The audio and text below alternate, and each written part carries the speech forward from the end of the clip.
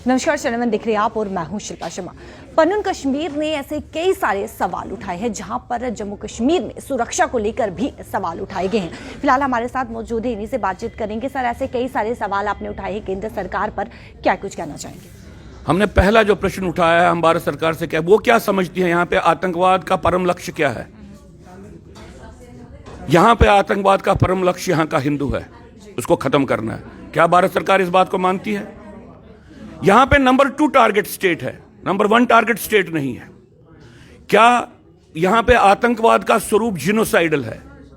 वो एक जाति का विध्वंस करना चाहते हैं। कश्मीर घाटी में जो सिलेक्टिव किलिंग्स पिछले 6 महीने से हो रही हैं और जो डांगरी में हुआ है, सरकार की तरफ से हर बार ये कहा जाता है कि कश्मीर में सुरक्षा को लेकर बात करें या फिर माहौल को लेकर बात करें तो सब नॉर्मल है, ऐसा कहा जाता है। तो यही मैंने दूसरी बात आज की प्रेस कॉन्फ्रेंस में कही कि सेल्फ डिसइंफॉर्मेशन करते हैं, अपने आप को खुद थपकी दे रहे हैं। उनके सामने सबूत है, वहां पे बची खुची कुछ हजार हिंदू पॉपुलेशन को कश्मीर में वो सुरक्षा नहीं दे सकते।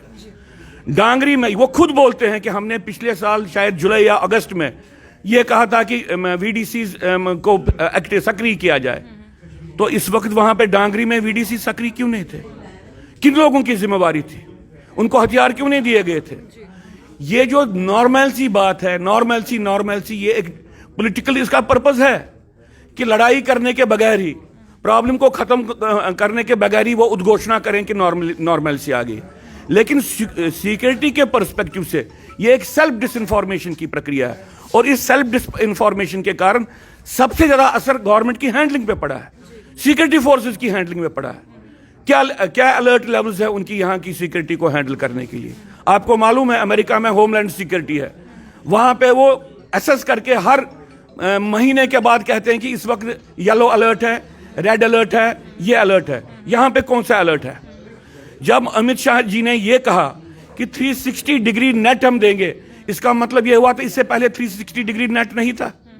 अगर पहले से 360 डिग्री नेट था फिर किसने इसको कम किया था कि उनको ये कहना पड़ा? गृह मंत्री अमित शाह भी जम्मू कश्मीर में आए थे, जम्मू का दौरा किया था उन्होंने, लेकिन कहीं ना कहीं कश्मीरी पंडित एम्प्लॉयज को ये उम्मीद थी कि वो बात करेंगे, कहीं ना कहीं नतीजा जो है वो सामने आएगा। जहां पर कश्मीरी पंडित एम्प्लॉयज लगातार धरने पे बैठे हुए हैं, मांग कर रहे हैं, लेकिन कहीं ना कहीं वो उम्मीद जो है, जिस तरीके से उन्होंने उम्मीद की थी उस उम्मीदों पर पानी फिर गया। उस पर क्या कहेंगे? पहली बात, भारत सरकार की जो पॉलिसी है वो टेररिज्म को नॉर्मलाइज कर रहे हैं, वो टेररिज्म को सेकुलराइज कर रहे हैं। भारत सरकार का यह कहना कि वहां पे सिर्फ हिंदुओं को नहीं मारा बाकियों को भी मारा, इसका मतलब क्या है? वो ये कहना चाहते हैं कि वहां के आतंकवाद का लक्ष्य कम्युनल नहीं है, सेकुलर है। हम नहीं समझते हैं कि जो इस वक्त उनकी सोच है जम्मू कश्मीर के आतंकवाद को लेकर, जो मैंने अभी कहा आपको, यहां का आतंकवाद यहां के हिंदू को खत्म करना चाहता है। जब तक वो इस बात को इंटरनलाइज नहीं करेंगे, वो वहां पे रह रहे हिंदुओं की कश्मीर में उनकी सुरक्षा कैसे कर सकते हैं? वो तो अभी भी अपने आंतरिक गलियारों में बोलते हैं ये तो डर के भाग गए हैं। वो तो अभी भी बोल रहे हैं कि इनकी हिम्मत नहीं है। हमारे अमित शाह जी बैड वेदर में वो डांगरी जाना था, वहां पे जाने की हिम्मत नहीं कर पाए। उनको तो आतंकवाद का खतरा नहीं था डायरेक्टली, और उनके पीछे तो पूरा तंत्र था। तो मैं नहीं समझता हूं जो संवेदनशीलता यहां के एलजी की है, जो उनका विचार है और जो संवेदनशीलता भारत सरकार की है, उसके हिसाब से वो यहां पे हिंदुओं को जो खतरे हैं उनको कहीं पे उनका निराकरण कर सकते हैं, ऐसी सोच में। तभी हम निवेदन उनको करते हैं, अपने पर्सपेक्टिव को चेंज कीजिए।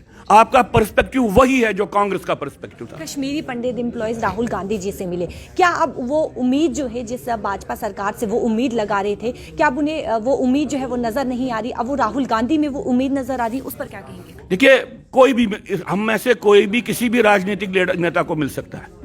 अगर मेरे जान के लाले पड़े हैं, मैं किसी से भी मिल सकता हूं, और ये मेरा देश है। सारी पॉलिटिकल पार्टियां इस देश की, यानी कि अब कश्मीरी पंडित एम्प्लॉयज को राहुल गांधी से उम्मीद है? नहीं, उम्मीद की बात नहीं है, वो उनको भी इन्फॉर्म करने के लिए गए। उम्मीद तो हमको भारत सरकार से ज्यादा है, लेकिन उन्होंने कुछ नहीं किया। वो तो जैसे स्टेटमेंट्स डायरेक्टर जनरल पुलिस दे रहा है, जैसे स्टेटमेंट हमारे एलजी साहब दे रहे हैं, वो तो हमारा अपमान कर रहे हैं। तो उम्मीद किससे रखे?